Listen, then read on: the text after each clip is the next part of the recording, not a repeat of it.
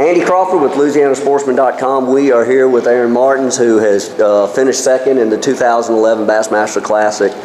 Aaron, tell me about your day. It seemed magical out there. It was magical.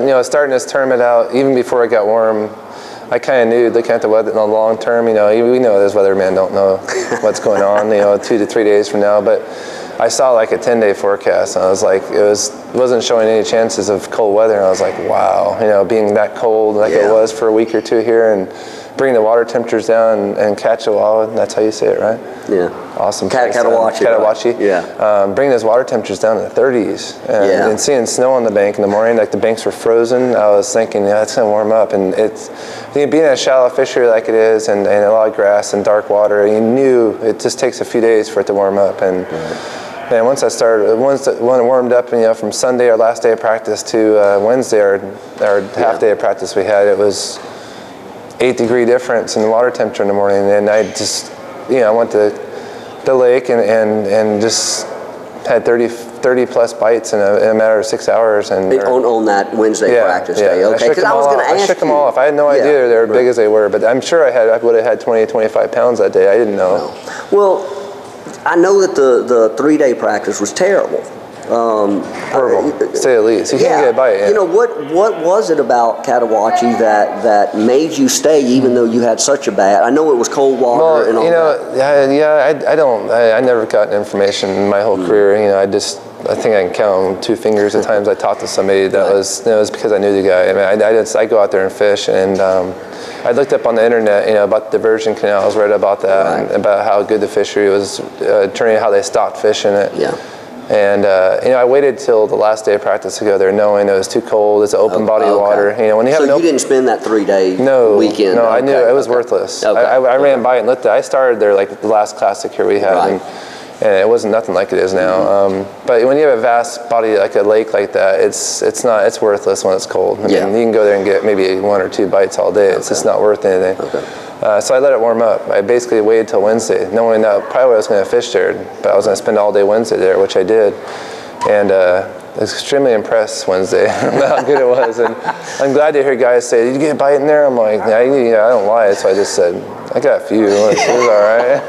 I guess it's your definition of a few, right? Yeah. Well, now, did you catch them on a spinnerbait on Wednesday? Yeah, I had like 30 plus bites on a spinnerbait. And Wednesday, you can't shake them off. I had put shrink tubing over my hook and shrunk it on there, and so it was completely covered, so they couldn't get hooked. And those fish would, I thought they'd get hooked because they were taking it so hard. Okay, so you started with, I'm sure you started with a spinnerbait. What spinnerbait did you start with? It's a Vibe spinnerbait by Davis Jigs. What size? 3/8 ounce, so it's about the right size. What color? White chartreuse. White chartreuse, okay. On day 2, you struggled a little bit with the time frame. A lot. How did you make an adjustment, or did you make that adjustment too late? I made it too late. I had 25 bites on Wednesday and caught 5 fish. That tells you how bad my day was. I mean, 25 good bites. I'm talking not slacking it, thinking you're gonna get them, and I hooked like 3 or 4. You said Wednesday on the second day it turned Saturday. I had 25 bites, caught 5. It was an awful day, to tell you the truth. I made an adjustment with about an hour and a half left and caught 2. Had 5 bites, caught 2 of them though. I was missing everything before that. What was your adjustment? I went to a lipless bait, and with treble hooks, trying to snag them, which I did, and I got them in the lip, and and this fish are coming up, I know what they're doing. The bait was coming, they just come up and smack it, slap it, and some of them were even biting it, but they wouldn't. When I spinnerbait, you really need them to kind of actually bite it, and they were just kind of like mouthing it. They come up and just bite it real quick, and you get those hard gnat snaps. And with a treble hook bait, you get those fish. You get a better percentage of them. What lipless crankbait were you using? Some Mega Bass and a what was it? Strike King one. Strike King, red eye. I caught them on Mega Bass, but it goes shallower. It runs. As I was fishing, the grass is about that deep, 2.5 feet. Yeah. And it just stays up on top of it. Okay. And the color? It's a white chartreuse, like a real light color. Did you stick with that Mega Bass today? No, I had to divert. It was the same bait Kevin was using. To tell you the truth, and I couldn't. I'm colorblind. I honestly could not tell what anybody was throwing. You know, they'd be fishing next to me. I can see colors, but at distance, even chartreuse looks white to me. I can't really. Oh, really? I knew he was throwing. I knew everybody in there was throwing a flat bill, square bill crankbait. Everybody. Okay. Brandon, Derek, and. What is the key to that square bill? I mean, it runs really. You can control the depth with it. You can keep it. You know, you can run it down to 4 feet if you want on 16 or 14 pound. But if you put 20 pound on it, and even on a 100-foot cast, which I was throwing really far, 90 to 100 feet every time, you can hold your rod up high and keep it about that far into the surface. And as you get close to the boat, you drop your rod and. You know, when you take the grass, you give it a little snap. You hit a stump, you kind of snap it over. You're kind of working it like a jig or something. You're not just reeling it. You're constantly snapping it and making it move and dart. Okay. That's how you get them to react. Did you use heavy line on it today? 20 pound. 20 pound shooter, okay. Keep it shallow. That's what Scott said that he was using as well. And again, that's to help hold it up in the water. Hold it up, and plus, I mean, the fish are big, and you get stumps around. You got and a lot of, I mean, a couple of the fish got me in the stumps. You know, they go down and swim, and you feel them get in a stump, and you kind of let them go a little bit. And it was tons of stumps. The stumps were the key, though, right? Stumps are the key for this fishery. Yeah. I mean, the stumps in the grass is what's making it so good in the Mississippi. Well, I was going to ask about the diversion. Good idea. They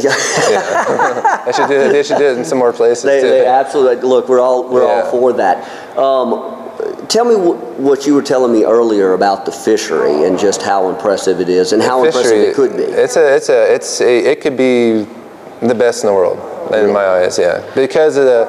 I mean, you see the redfishing you guys have is unmatched. I mean, there's nowhere else. I don't think it can't get any better than that. I mean, if it did, it would just be too good. It wouldn't be fun. Because I experienced it in December. But the bass fishery is the same, and that's tremendous. And you know, I'd like to see the limits down to 5, and maybe if you can get everybody to throw the, you know, if we need to get across the people that let the big ones go. Because those big ones are way. Better for spawning, and they have bigger. The bigger ones have bigger fish. I mean, it's like anything else. You know, when they breed deer, they don't breed little Ford. They breed the big. They pay a lot of money for $45,000 for a deer to breed. The same thing for the bass. You don't want a 4-pound, 3-pound female spawning with a 1.5-pound male. You want a 4 or 5-pound male spawning with an 8, 10-pound female. And that way you have the good genetics. And so if we can get everybody to throw those big ones back, it'd be tremendous. And you'd have more little ones to take home. You know, little ones are better anyway to eat. Yeah, and if you have, I mean, it would be a lot better fishery. I mean, it's impressive now. And that's impressive. Yeah, that's impressive to hear you say that it would be a lot better when we just saw 28 pounds, 25 pounds. You'd see 38 pounds. Really? You think it's got that potential? Guaranteed. Really? I know it would. I've been around a long time. I've seen. Even in a tidal coastal system with the storms. Like millions of mullet this big. It's jumping in, hitting the side of the boat. I mean, that's what they're eating is a mullet. I'm sure a lot of those mullet. Okay. And those mullet have no problem reproducing. They're doing good. Okay. Good. I mean, you got something better in California. I think if we just. I know it gets tremendous fishing pressure if we just educate the public about, you know, if you get an 8, 10 pounder, even anything over 5 or 6, you know, it would help the fishery tremendously to throw those back. Okay, what about the spectators? You said that I've heard all weekend that the spectators really were great. Excellent. I mean, they had a couple of fumbles in the fog, but they may have thought we were going back further, but you know, that was no big deal. They corrected real quick and they stayed back. And they stayed back at the wall. And Scott Rook told me that nobody fished, that they just came out to watch. There was a couple, but then they were just watching us fishing. It was no big deal. Right. Okay. Yeah, they were really cool. Okay. Say the least. We've had some though, you know, and not here, but you know, it can be pretty. You wish, where's the police? Please come. But these guys are excellent. Right. Okay. Aaron, the question has to come up. This is your 4th time finishing second. Second place loser. Second place. But it's a good place to be. 4 times is a little much, but it's good. This has been my best second, my easiest second to take. You said that. Why is that? How can it be the easiest? Well, I mean, I fumbled the second day, but you know, it's Van Dam. Even going to his tournament, he said he has a spot in his heart for this place, and and we know what kind of fisherman Van Dam is. He's tough. He's pretty respectable. Yeah. So I mean, to get second behind Van Dam is I feel good about it. There's no remorse. I have no. I mean, I wish I would have changed yesterday and switched up. I still beat him. You know. Right. I beat him one day. Does it get in your head though when you're so close? and it just, you know, those stars just don't line up? No, not as much as you'd think. Okay. Now, I was talking to people in the press room, and I sort of proposed a KVD rule that he could only weigh in 4 bass a day. Either 4 bass or tie an arm behind his back. Tie his arm behind. Yeah. Well, I'll tell you that maybe tie his arm behind his back, because when I told Boyd Duckett, he at first thought that was a good idea to handicap him, and then he said, you know, but that'd be really embarrassing if he still beat us. That's right. That's right. Well, Aaron, look, congratulations. We appreciate it. We look forward to seeing you back. We'll be back.